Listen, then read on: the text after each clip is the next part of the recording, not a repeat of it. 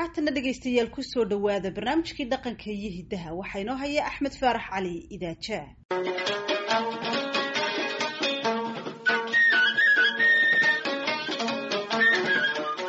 waa barnaamijkii dhaqanka iyo hiddaha ee laanta af soomaaliga ee VOA-da iyo qayb sagaalaad oo ka mid ah sheekadii waasuge iyo warsame sudcaalkii 30 maalmood qalinkii allaha u naxariistee xuseen sheekh axmed kadare.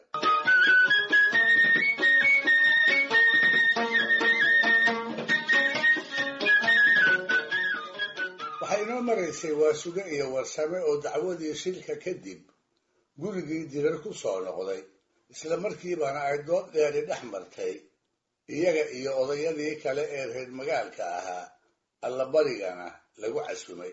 waxay doodu ka furantay geela iyo adhiga koodii wanaagsan iyadoo dhinac waliba uu soo daliishanayo waxay suugaanta soomaalidu arrintaa ka tiri. wax la wadaba reer magaalkii qolka fadhiyey oday ka mid ah ayaa wuxuu mariyey gabayadii cumar isteeliya ee geela ku saabsanaa midkood. markaas baa aad loogu riyaaqay, kii mariyeyna lagu gacan qaado. waasuge iyo warsamase aad ayay uga qayloodeen markay arkeen siduu reer magaalku sheekada isugu camirayo, waxaana iyagoo aan iska warhayn mid waliba arrintaa ku xusuustay maahmaahdii ahayd nin geed u buuxo ayay gari u go'da. isgarabsiga reer magaalku wuxuu odayaashii ku abuuray qab iyo qiiro. midkoodna walwal kama qabin in suugaanta soomaaliyeed looga guul heli karo. waa rag ku caanbaxay aftahanimo, waayo aragnimana ay u dheer tahay.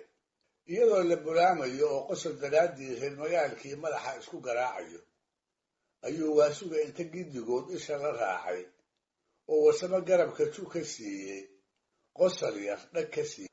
markaas baa inta la aamusay isagii lasoo wada dhugtay.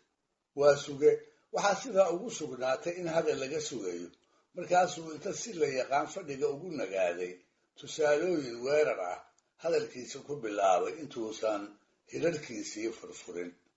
isla markiiba wuxuu isagoo ku luuqaynayay reer magaalkii u tirshay gabaygii faarax xuseen ee ahaa: haddaan doono waan dhihi karaa diigashiya faane anoon diriirin, waan ridi karaa daqarro waaweyne dadka eebbahay caabudkiis yaan isaga daay. diradiriyo waan geli karaa dulan islaameed ee duddo nabada waa gelin karaa dab iyo qiiqiise inamiin cadaabtii la geyn yaan isaga daay.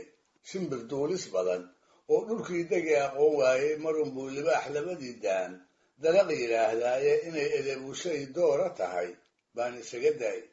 daliil gabaya, diin iyo xikmad, daacad iyo waano doraad iyo middaan shalay lahaa duug hadday noqotay inaan dhagaba hadal deeqahayn yaan isaga daayay.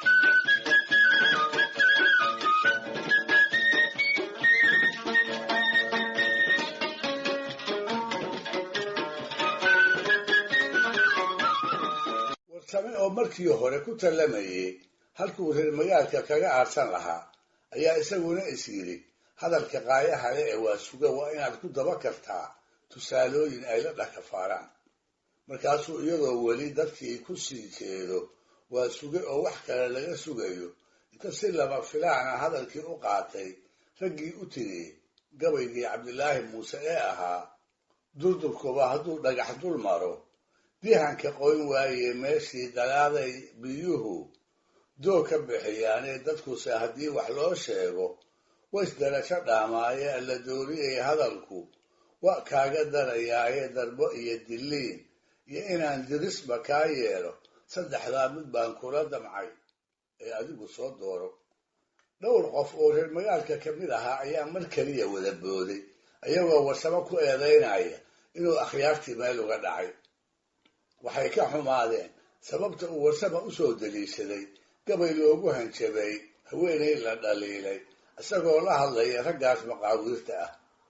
waxay kaloo rumaysan yihiin inuu warsame murtida soomaalida meel kaga dhacay oo dariiqeedii ka habaabiyey, maxaa yeelay wuxuu gabaygan u adeegsaday meel uusan ku habboonayn. waxaa hadalkii qaatay nin reer magaalka ka mid ah dadkii warsame ceebaynayeyna ugu eraya kululaa. wuxuu yidhi: warsamow, markaad adeegsanayso maahmaah ama murti kale waxaad la tixgeliyaa qofka aad la hadlayso, waxa aad ka hadlayso iyo meesha aad ku hadlayso intaba layskama dhawaaqo oo lama yiraa wixii maankaaga ku soo dhaca. laakiin is-afgaran waabaa dhacaye warsame markuu gabaygan soo daliishanayay wuxuu maanka ku hayay 3 meelis oo gabayga ugu horeeya, kuwaasoo guud ahaan tilmaamaya inaan dadka qaar hadalku wax u tarin, sida uusan durdurku doog uga soo saari karin hadduu dhagax dul maro.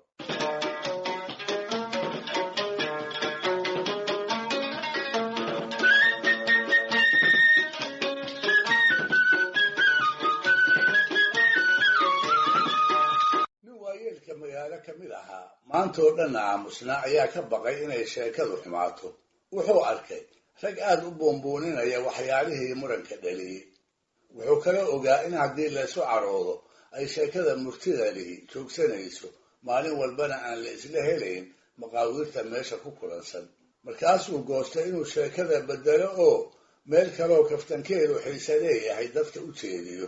wuxuuna ku bilaabay, waa sugow, waxaad nooga warantaa reer miyigu qabyaaladii ma iska dhaafeen? iskoodse wax ma u qabsadaanoo ma yihiin dad u soo jeeda horukac iyo isbeddel nololeed? waa sugay markuu xoogaa aamusnaa ayuu su-aashii ka jawaabay oo yidhi, inkastoo aan ku kala noolahay udub iyo afhaaf, haddana waad ogsoon tihiinoo reer miyiga iyo reer magaalka meel keliya ayaa laga wada xukumaa. tan labaad, waad og tihiinoo dadweynaha Soomaaliyeed oo dhan ayaa dowladdu qabyaaladda ka xaaraantimaysay iyadoo aan loo kala soocin reer miyi iyo reer magaal. waxaa kaloo la wada ogsoon yahay in dadweynaha Soomaaliyeed uu si wanaagsan taladaa u aqbalay. wuxuu intaa raaciyey, dowlad waxaa ugu wanaagsan tan amarkeeda si caddaana u fulisa. wuxuuna arrintaa u soo daliishaday mahmaahdii ahayd 3 waxyaalood dad looguma taliyo: gar qalloocan, guddoon jilicsan iyo gacan guran.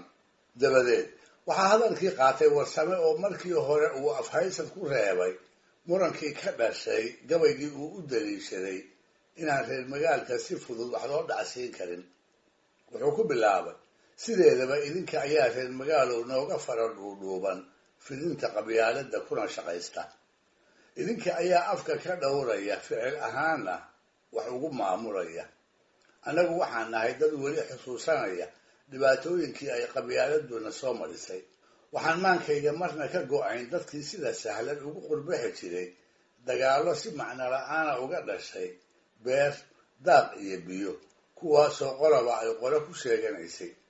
waxaa kaloo aan cidna ka qarsoonayn sahalkii mar keliya aan dhibaatada uga baxnay iyo sidaan uga raysanay. sideedana qiimi darrada qabyaaladda horey ayaan uga maahmaahnayoo waxaanu nidhaa, ninkii xigaalo kuu sheegta xabaalahaada tusaa, kii xoolo kuu sheegtana hooskiisa. dhegaystayaal, barnaamijkii dhaqanka iyo hidduhu maanta halkaa ha inoo jooga. waa inuu toddobaadka soo aadan iyo qayb 10aad oo ka mid ah sheekada waa suge iyo warsame, hadduu eebba idmo. mahadsanid Axmed Faarax Cali Idaaja oo nala socodsiinayay barnaamijka dhaqanka iyo hiddaha.